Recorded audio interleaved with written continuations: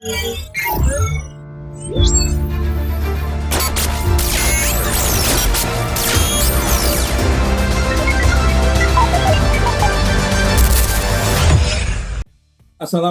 warahmatullahi wabarakatuh. Selamat Sore. Kita berjumpa lagi di podcast Manipol News. Manipol News ini di bawah naungan Yayasan Waskita dan Lembaga Bantuan Hukum Indonesia. Pada sore hari ini, ya, di waktu yang sejuk ini ya, lagi tidak hujan ya, saudara sekalian. Ini kita akan berbincang-bincang ya dengan saya perkenalkan dua orang tamu saya ya. Yang pertama adalah Ahmad Gunawan ya. Bung Ahmad Gunawan ya. Assalamualaikum. Waalaikumsalam. Selamat sore. Beliau ini adalah Ketua Umum Yayasan Waskita. Jadi Yayasan Waskita ini singkatan dari Wahana Aksi Kritis Nusantara ya. Dia mempunyai misi antara lain mengkritisi kebijakan negara yang berhubungan dengan rakyat. Hadir juga ya di hadapan saya saudara Bung Muhammad Samsu SH. Beliau adalah koordinator wilayah Lembaga Bantuan Hukum Indonesia Menggugat Provinsi Banten. Assalamualaikum. Waalaikumsalam. Bung Muhammad Samsu. Ya, baik ya. Jadi seperti kita ketahui ya, belum lama ini ya, beberapa hari yang lalu ya, Presiden Republik Indonesia Bapak Prabowo ini mengangkat ya Jenderal Polisi Purnawirawan Ahmad Doviri ya. 4. Penasehat Khusus Presiden Bidang Keamanan dan Ketertiban Masyarakat dan Reformasi Kepolisian.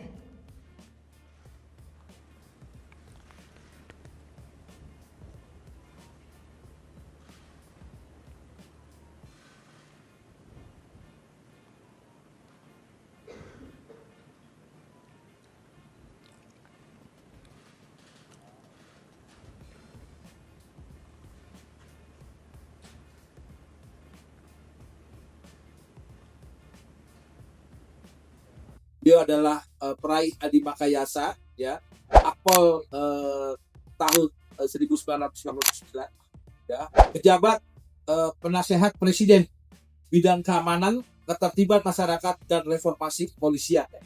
Jadi seperti ketahui sejak tanggal 17 September kemarin ada dilantik ya penasehat Presiden Bidang Keamanan, Ketertiban Masyarakat dan Reformasi Kepolisian. Untuk tugas ini ya Presiden mengangkat Bapak Ahmad Doviri. Ini penggelitik pemikiran saya ini.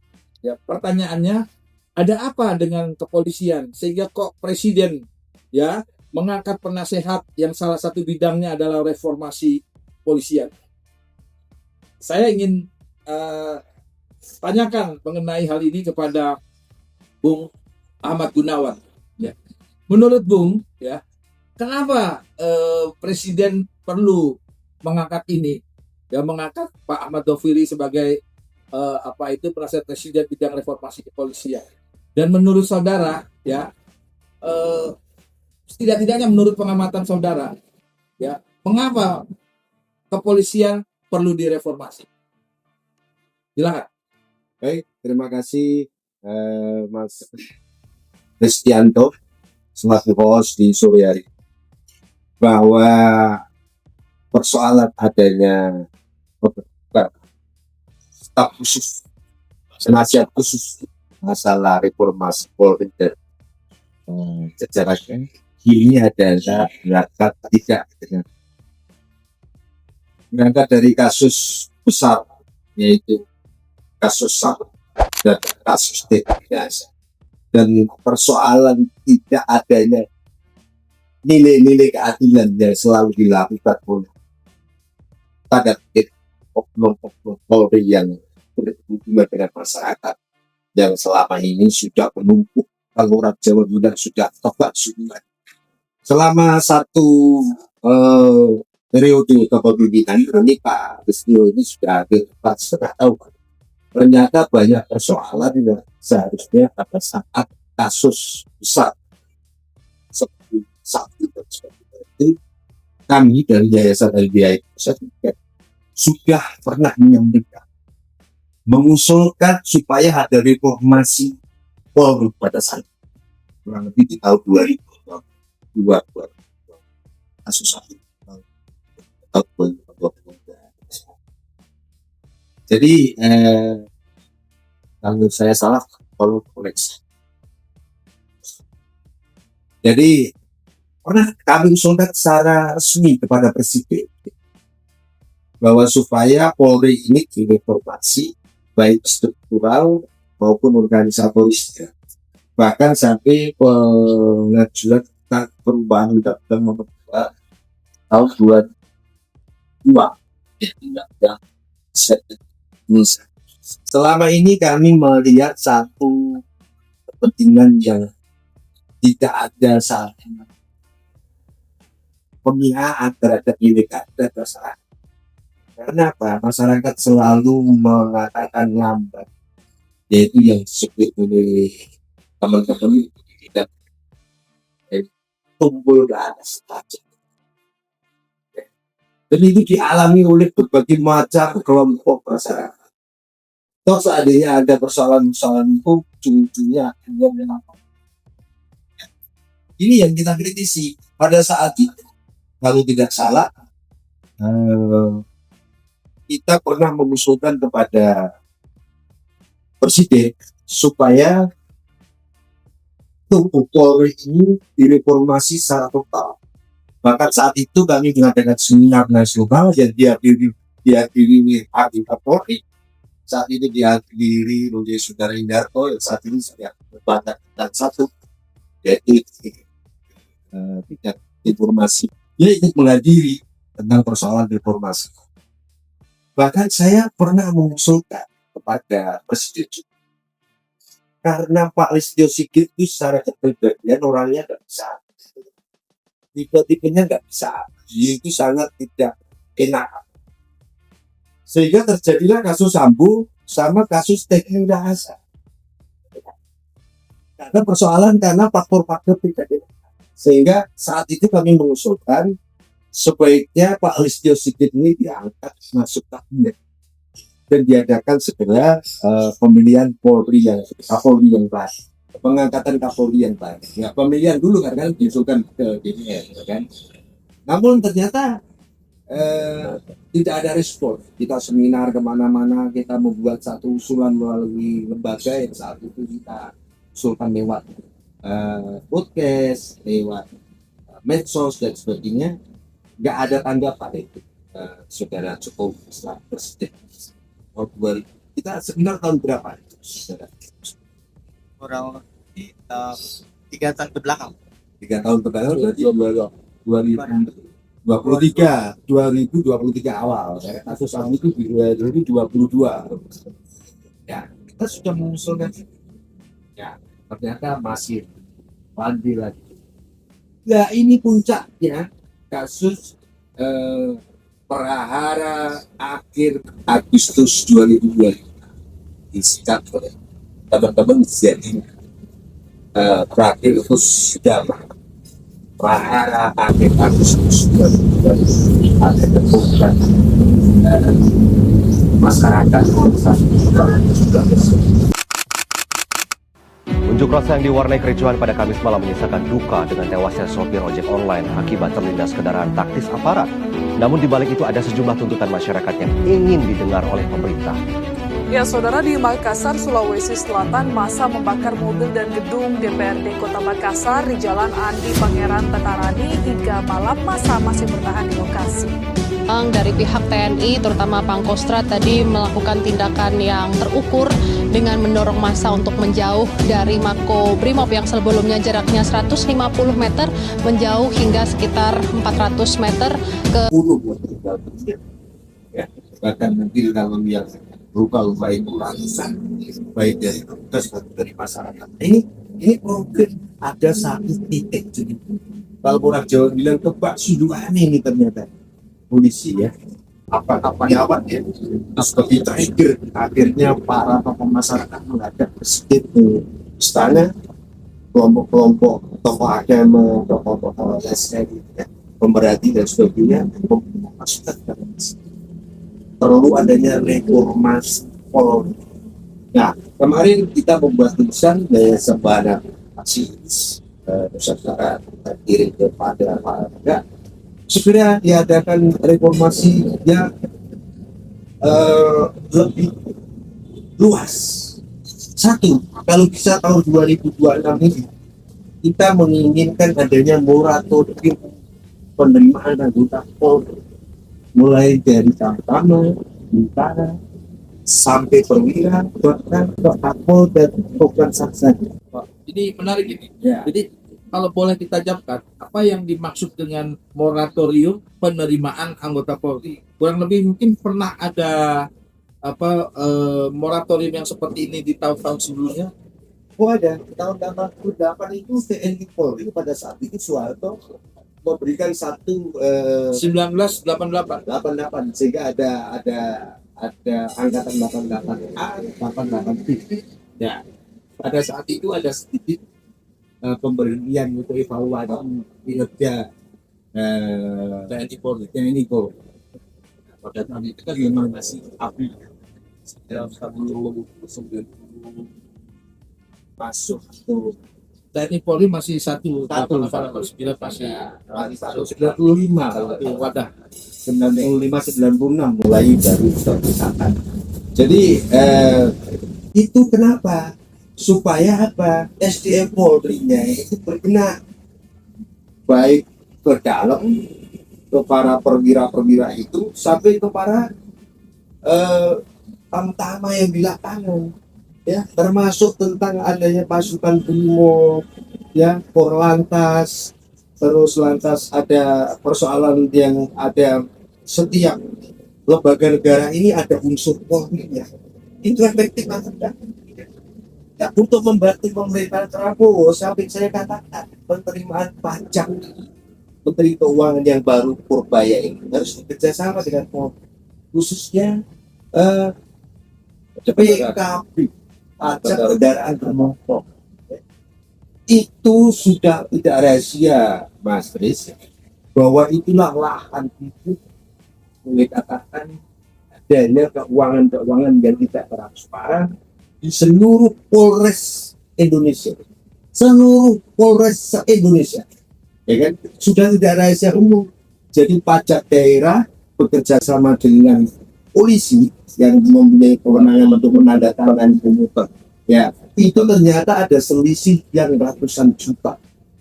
Bahkan ada satu isu, kalau Polres ada satu isu ini, ya, boleh ditelusuri atau silakan untuk diamankan. Kalau tidak ada dana-dana seperti itu, males ini jadi Kapolres. Itu pernah diucapkan oleh oknum polisi yang sekarang jadi perwira, bisa dipintan dan sebagainya. Itu harus dievaluasi, diserahkan kepada Menteri Keuangan, membantu Prabowo tentang keuangan. Ya, persoalan nanti balik nama dan sebagainya masih ditangani oleh Polri, ya kan, maupun oleh Dinas Perhubungan. Itu nanti yang ngatur adalah Presiden, disampaikan. Terus kedua, masalah tadi pajak kendaraan bermotor, ya kan. Kedua, masalah SIM. Apakah masih pantas untuk ditangani oleh polisi? Kenapa harus polisi? Apakah Dinas Perhubungan tidak bisa untuk melakukan? Ya kan? Nah, itu nanti bisa untuk dievaluasi. Terus yang kedua adalah tentang meritokrasi. Meritokrasi ini sambil bergerak. Kenapa saya mengatakan untuk penerimaan anggota ini untuk moratorium? Mereka biar berevaluasi. Selama ini ternyata penerimaan ada dugaan selalu KHR. Mana yang punya koneksi, mana yang punya relasi, mana yang punya uang, dia itu baru bisa melakukan satu terobosan-terobosan untuk diterima. Ya, tapi tidak mesti semuanya, ya. Tapi ini informasi yang berkembang di masyarakat. Kenyataannya yang punya koneksi, relasi, dan punya uang mereka bisa. Contoh real. Kenapa orang-orang perwira-perwira yang selalu membuat kesalahan? Karena apa? Mereka tidak punya integritas pada saat penerimaan itu. Nilainya seharusnya tidak bisa diterima, akhirnya dipaksa diterima. Dulu standarnya dengan adanya kasus Sambo itu, nilai psikologisnya yang diutamakan menjadi nilai 6,5. Sintiani, anggota Polres Lombok Barat, secara resmi ditetapkan sebagai tersangka dalam kasus dugaan pembunuhan terhadap suaminya sendiri, Brigadir Asko Faskareli. Penetapan tersebut dilakukan usai penyidik Polda Nusa Tenggara Barat menggelar serangkaian gelar perkara pada Jumat 19 September 2025. Kepastian Bribtu Rizka Sintiani sebagai tersangka dikonfirmasi langsung oleh Kabid Humas Polda NTB. Bahkan ada yang menjadi nilai 6,9. Tapi ini sekarang diabaikan lagi. Ya, nilai akademik pada saat itu sedikit dikurangi, nggak masalah, agak butuh-butuh sedikit, nggak apa-apa. Yang penting mentalnya, behaviornya, perilakunya itu yang paling penting. Ya kan? Ternyata banyak yang diloloskan di bawah nilai 6. Inilah yang bakal melahirkan anggota-anggota yang model-modelnya seperti Sambo dan Teddy, gitu loh. Baik. Nah, ini itu untuk evaluasi ke depan. Ini ada salah satu bahan-bahan ya untuk reformasi ya kepolisian yang tadi disebutkan, salah satunya itu adalah satu usulan ya moratorium penerimaan anggota Polri. Ya. Ya, kemudian di dalamnya juga disebutkan juga perlu adanya pembenahan dalam rekrutmen Ya. ya keanggotaan Polri. Nah, kemudian tadi Bung Ahmad Gunawan selaku pemerhati kepolisian, ya, saya sebut saja seorang pemerhati kepolisian, itu menyebutkan bahwa adanya anggota-anggota kepolisian yang ditempatkan hampir di setiap instansi pemerintahan. Ya. Pertanyaannya, apakah itu dipandang perlu? Ya, apakah itu sudah sesuai dengan ketentuan undang-undang? Dan apakah hal ini perlu dievaluasi ya untuk kemudian dilakukan reformasi ya di tubuh kepolisian terkait dengan? Tetapi ada hal yang menggelitik, Bung Gunawan. Ya. Pertanyaan saya, apakah ya penempatan anggota-anggota kepolisian di lembaga-lembaga negara, di kementerian-kementerian utamanya ya, KPK, ya semua instansi, SATK, bahkan di setiap kementerian, bukan cuma di BNPT, KPK, BNPT dan sebagainya, bukan, tetapi hampir di semua kementerian itu ada penempatan Polri aktif. Pertanyaannya, apakah itu sudah sesuai dengan ketentuan undang-undang? Kalau sesuai dengan ketentuan undang-undang, tentu kan tidak menjadi masalah. Ya. Tetapi pertanyaannya kemudian, apakah ketentuan dalam undang-undang itu dianggap perlu untuk kondisi saat ini, kan begitu? Undang-undang kan bisa dievaluasi kembali ya sesuai dengan kebutuhan masyarakat, ya sesuai dengan kebutuhan zaman, kan begitu. Nah, tentunya apa yang disampaikan oleh Bung Ahmad Gunawan ya terkait dengan undang-undang kepolisian Republik Indonesia, pertanyaannya, apakah perlu ada upaya-upaya untuk meninjau kembali undang-undang kepolisian sehingga kepolisian ini tidak menjadi lembaga yang tanda kutip menjadi kebablasan ya kiprahnya ya di dalam setiap lembaga-lembaga yang ada di pemerintahan kita. Oke, Mas Riz, sebetulnya kondisi ini kan sipil yang diberikan kewenangan untuk senjata. Undang-undang Polri sendiri menempatkan polisi adalah mempunyai tugas pokok menjaga keamanan ketertiban masyarakat yang melayani melindungi ya.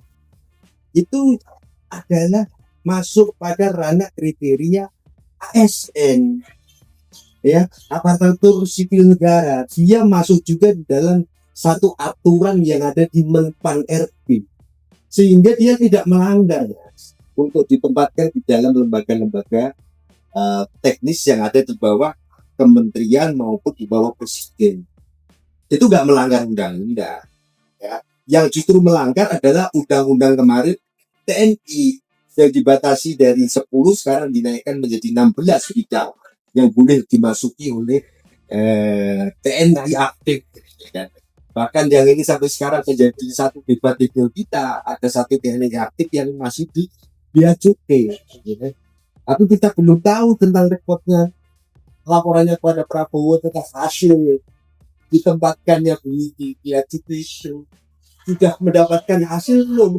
Adanya rokok ilegal, ya, penjualan penjualan cuti-cuti yang disalahgunakan oleh kuota-kuota di partai pokok dan sebagainya. Belum ada saya melihat report.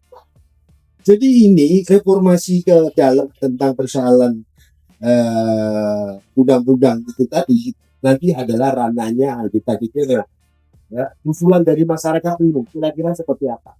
Tapi stressing kami adalah ternyata kelemahannya itu ada di pengawas. Ya, Irwasum yang harus mempunyai pangkat jenderal bintang 3 ternyata juga nggak bisa apa-apa. Ya, justru dulu ada yang namanya jabatan Verdi Sambo terakhir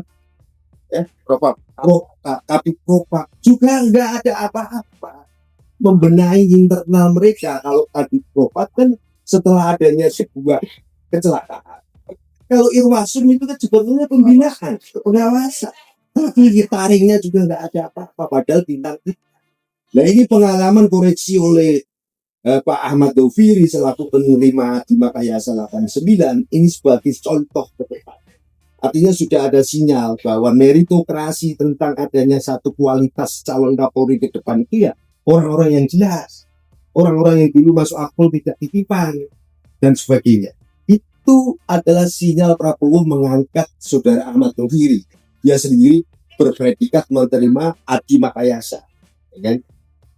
Jadi kalau pertanyaan Mas Riz tentang pelanggaran aturan itu jelas ya. Ditambah lagi itu kepentingan politiknya Jokowi pada saat itu.